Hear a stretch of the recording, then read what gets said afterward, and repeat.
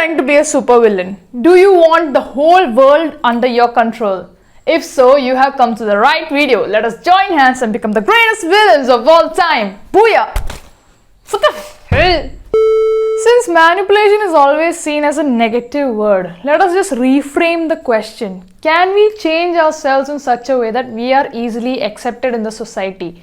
Can we improve ourselves socially in such a way that it helps us both personally and professionally? If that is your question, then yes, and stay tuned to know more.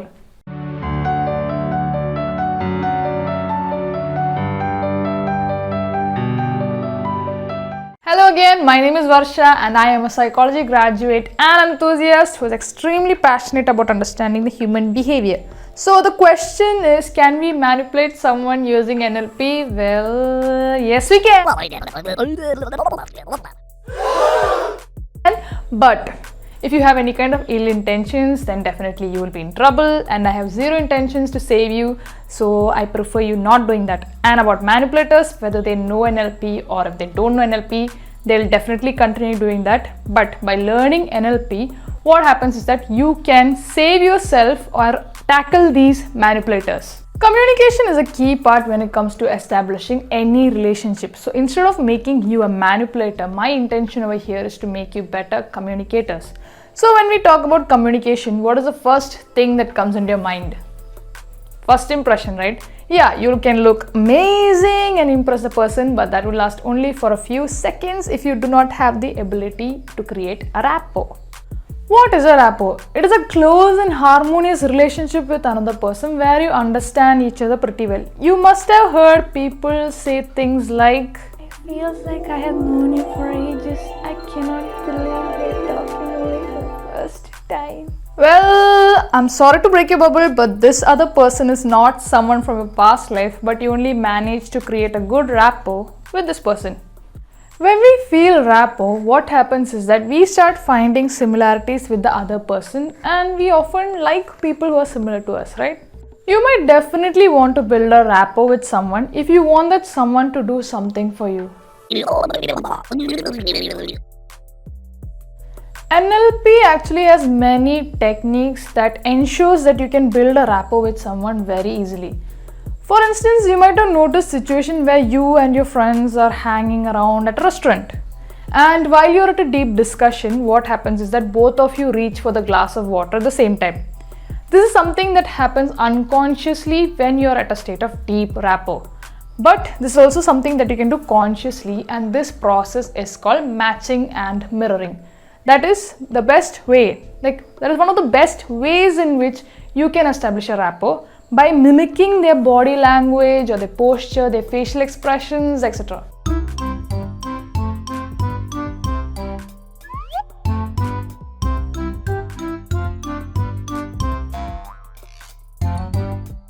No, you don't overdo it. What happens is that when you are following a particular person's body language, they start feeling more comfortable around you.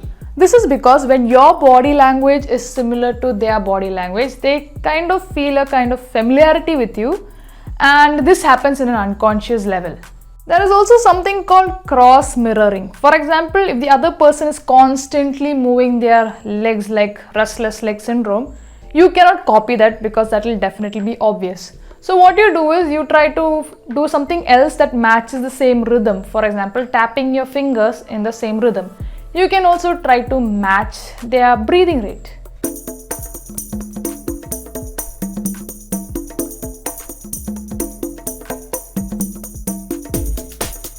Another way to build rapport is by copying the speech patterns of a particular person. Let us look at it one at a time. Now, the tone of your voice is something that can be mimicked. For example, if a person has a deep voice, what you can do is you can lower the volume of your own voice, and if someone has a comparatively high-pitched voice, you can also try to mimic the person by increasing the volume of your voice. And also you can try to pay attention if this particular person is using any specific words repeatedly. Once again, let me tell you, don't overdo it, because making the other person uncomfortable will only bring the reverse effect of what we are trying to do over here. Do you want juice? I have it in my fridge. Do you want juice? I have it in my fridge. When you copy the other person's body language and speech patterns, what happens is that your brain will start picking up cues and you will get an overall idea of the other person's point of view.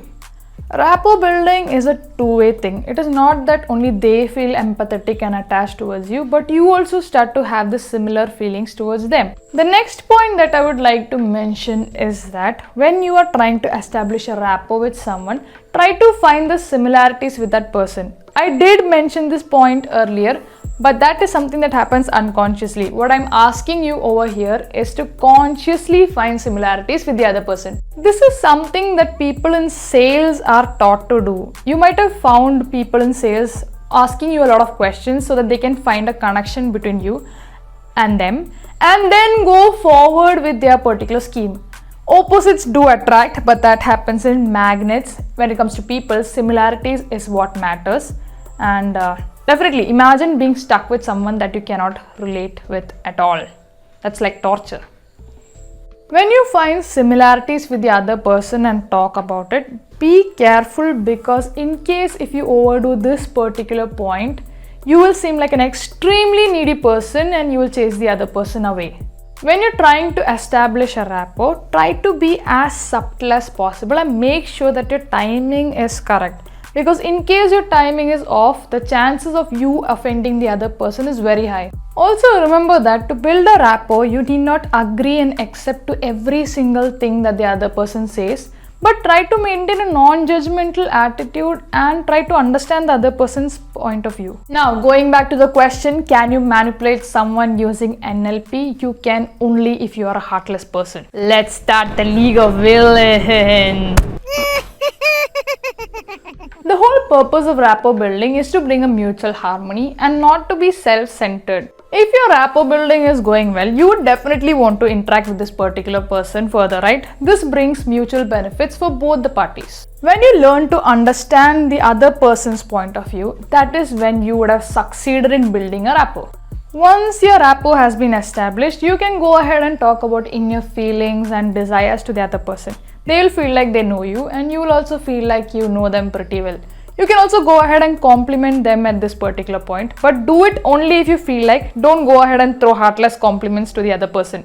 So that's it for this particular video. Stay tuned to know more about the NLP techniques. Don't forget to click on the like button if you like this particular video, and if you are not yet my subscriber, please do subscribe.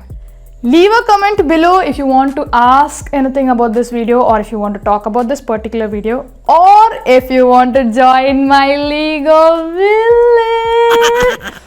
Game over, you will not be forgiven. See ya.